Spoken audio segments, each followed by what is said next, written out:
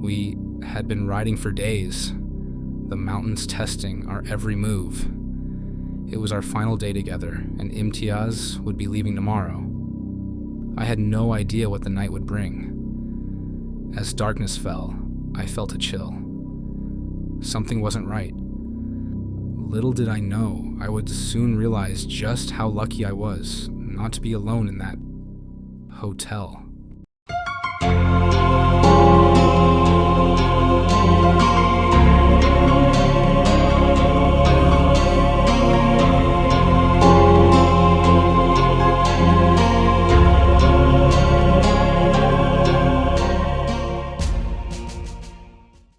This was the summer of 2022 when my friend Imtiaz and I went on a motorcycle tour of the northern areas of Pakistan. We explored many places, from Minimarg to Diosai to Skurdu, and after Skurdu made our way to Chitral via Gilgit. It was a 3-week trip, and we were nearing the end of our second week. Every day had been a test, riding through the toughest terrains, battling the cold, and camping under the stars, surrounded by landscapes that seemed almost unreal. The journey took us through majestic peaks and vast valleys, with each turn bringing a new adventure. Huddled around campfires on chilly nights, we shared stories and laughed as we warmed our hands by the fire. It was time to head south, exploring the next phase of the trip, as we made our way toward Chitral, still deep in the northern landscapes. As we rode through Fander Valley, the water flowed on the right side of the road, rushing beside us as we made our way through the valley. The sound of the water was soothing, and the green hills surrounding us made it feel like cruising through a hidden paradise. The cool breeze and the sight of the flowing water added to the peacefulness of the experience. It reminded me of watching documentaries on TV when I was a kid. Those mesmerizing landscapes that seemed so distant, now unfolding right before my eyes. We reached Chitral after enduring a grueling 5-hour stretch of off-roading. Upon reaching the top of the Chandar Pass, we stopped under a large tent, which provided shelter from the chilly breeze outside. The warmth of the tea soothed us as we settled down, and from there, the view was nothing short of breathtaking. Snow-capped peaks stretched across the horizon. The stillness of the moment, coupled with the sight of goats and cattle grazing nearby, added to the serene atmosphere of the surroundings. Afterward, we continued crossing the pass and began our descent into the village of Lasper. As we descended, an eerie vibe settled in. The valley was deep below, surrounded by towering mountains, and the light faded earlier than usual. We finally reached and started looking for a place to spend the night, as there weren't many hotels. After a good half-hour of searching, a local told us about the one good hotel in the area, so we headed there. It was almost 7 p.m., and it was dark by then. Greeted by the management, we were pleasantly surprised by the spacious rooms, reasonably priced, probably one of the best motels of our trip. The place was very clean and had a cozy, homely feeling. Renting it was a no-brainer, and we ordered dinner immediately, as hunger was setting in. The room had 2 single beds, each in a corner. I took the one on the right. Exhausted, all we wanted was to eat before falling asleep. By 9 p.m., I had completely passed out. Little did we know, everything was about to change. It all started around midnight, when my friend came to my side, shook me lightly as I was sleeping and asked me, "Taha, do you hear these sounds?" I was so dead sleepy that I just murmured, "No, I don't hear anything, let me sleep." He went away disappointed and returned to his bed. I had no intention of waking up after a tiring day, but I did, or was I forced to? At 2 a.m., I woke up. I recall the room being completely dark. I could barely see anything, not even my friend, and I could only hear his snores, which gave me relief that he was there. Bewildered and wondering why I woke up in the middle of the night, wasn't I dead tired? As the fog of sleep began to lift, my senses sharpened. That's when I heard it. Slow, Deliberate knocks moving across the ceiling, 4 at a time, from right to left. At first, I didn't notice much, but then it kept growing louder, and I realized the knocks were moving to the right side, where my friend was sleeping. This kept going on for a good 5 minutes, and now I started to get a little anxious. Slowly, I recalled that my friend came to me in the middle of the night, and this was what he was referring to. "Taha, do you hear these sounds?" This sent a chill down my spine when I realized what he went through, as I was completely passed out. Hoping this will fade away, I turned to my left side, trying to sleep again. Just next to my face was the wall. The knocks suddenly stopped, and there was pin-drop silence. I was relieved, thinking I could finally sleep, but after about 10 seconds, I heard this huge noise, like somebody punched the wall right in front of my face. It felt like someone wanted to hit me, but luckily, there was a wall between us. My eyes went wide open, and I thought, what the hell is going on? I pushed back, as this was no longer a joke. I sat up and realized something felt off. I desperately wanted to turn the lights on, hoping to see if anyone was in the room. When I placed my legs on the ground to wear my slippers, I remembered something. The village didn't have electricity, and it ran on a generator that had already been shut down as everyone went to sleep. Then, I recalled the management specifically asked us to charge our devices before the power cut. I panicked and went back under the blanket. It dawned on me that I had left my phone on the bed when I fell asleep. I started searching with my hands and finally found it. I immediately turned on the phone torch. This was a relief, as now, for the first time, I could see the room and Imtiaz sleeping. I looked at him, desperately wanting him to wake up. It didn't take long before he was staring at me with a smile. Relief washed over me. I asked him, "Did you come to me in the middle of the night?" And his reply was, "Yes. While you were sleeping, I kept listening to these knocks. I was scared the entire night. Then I recited some verses from the Quran and went to sleep because I didn't know what the hell was happening. Now it was getting real, so both of us woke up, sat on our beds, and began discussing what to do next.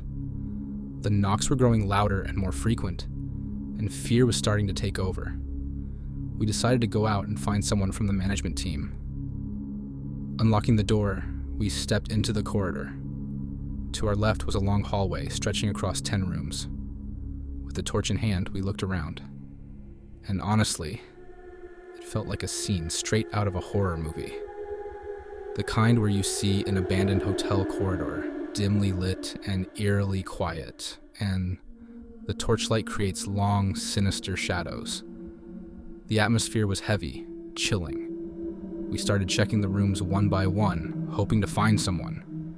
Most of them were unlocked, and as we entered, they were empty, completely vacant.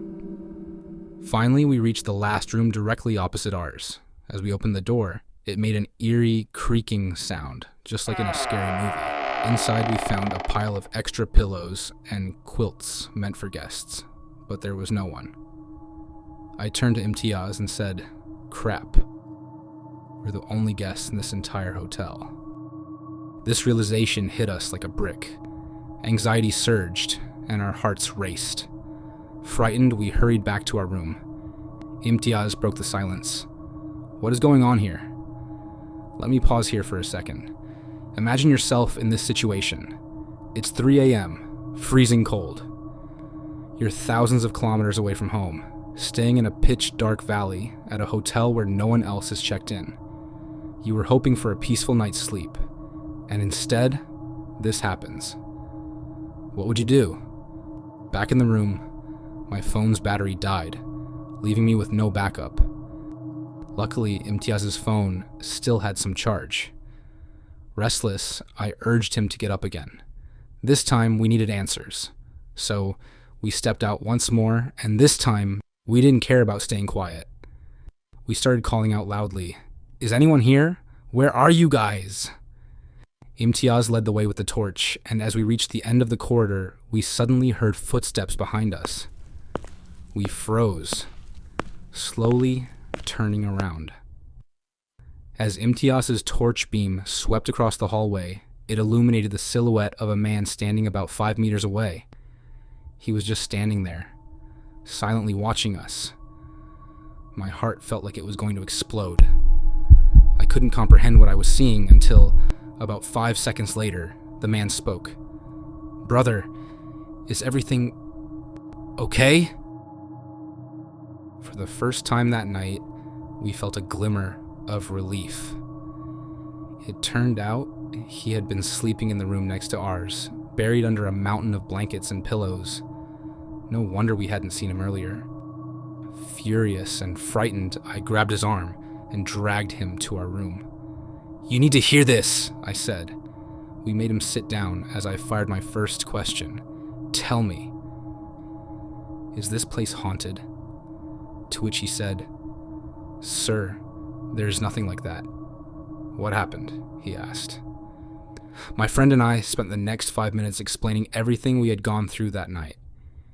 He listened with a calm face, as though this wasn't the first time he'd heard something like it. It was strange, the kind of reaction you expect but don't get. After explaining everything to him, his words still linger in my mind. "Sir, you're not alone. This happened to others as well." This sentence was enough to give us chills and goosebumps. Imtiaz and I looked at each other, startled. I asked him, "What is the truth?" He replied, "A lot of families have come here, checked in with us, but left in horror because they complained of the same thing you did. So much so that you might have noticed by now that you were the only ones here, but no one decides to come here anymore." I said, "Then why didn't you?" I stopped, realizing that asking might sting him a little. I was about to ask, "Then why didn't you tell us earlier?" To which I already knew the answer. If you're wondering the same thing, let me clarify. These people live in some of the most remote areas and harshest terrains, not just in the country, but possibly in the world. Reaching these places is a one-of-a-kind achievement, which leads to tourism. This is the only way they make a living, by renting out rooms. This might be their only source of income. I knew he would probably give me the same answer, so I decided to let it go. It was almost 3:30 a.m. now. I started hearing the wind blowing, and the boy remained in the room. I was eager to understand what had happened. I continued probing, asking different questions, and he gave me a vague response. The engineer who laid the ceiling, it wasn't well built. What a strange answer, I thought. He went on explaining the technicalities, but it didn't make sense to us. These were metal roofing sheets. Even if they were loose or creaky, they made a different sound than what we had heard. But what about the wall thuds? That didn't add up at all. It was time to let this go. He must have stayed for at least 30 minutes. Here comes the strangest thing we noticed, and to this day, Imtiaz and I just cannot absorb the fact that, while the boy was in our room, we didn't hear a single noise. Those knocks and dull wall thuds just simply vanished. I asked him if he wanted to leave and get some sleep. As he was leaving the door, he turned back and said, "Sir, don't worry. Nothing will happen." Then he left. At this point, we just didn't want to sleep anymore. Imtiaz turned to me and said, "How is it possible? The whole time he was here, we didn't even hear a single noise." In disbelief, I replied, "I wish I had answers." Then I looked at him and asked, "What time is it?" He checked his phone and softly replied, "Almost 4 a.m. "The moment I see sunlight, we're leaving," I stated firmly. He nodded in agreement. "We'll have breakfast on our way, but we're not staying here for a second longer." About 15 minutes must have passed since the boy left. With the winds growing stronger, it felt like it was going to rain. We lay back on our beds, but remained wide awake, the torchlight casting a faint glow on the ceiling, just enough for us to see each other. The anxiety had lessened a little by this point. I told MTS, let's try to get some rest for a couple of hours. The sun will be out soon, and we have a whole day of riding ahead. He switched off the light. Darkness again. I closed my eyes. Just as I thought, it had passed. Minutes later, knock, knock, knock, knock. The noises were back. It all started again. What the... I murmured, and then the last words I heard. Take Allah's name and go to sleep. There's nothing more we can do. Sleepy fog overwhelmed me again, and I could hear the sound of rain as I drifted off. Moments later, I felt the bed tremble, as though unseen hands were shaking me. A chilling whisper echoed once more. Time to leave. The next morning, Imtiaz had to leave for home. Despite the lingering fear, I somehow found the courage to continue on alone.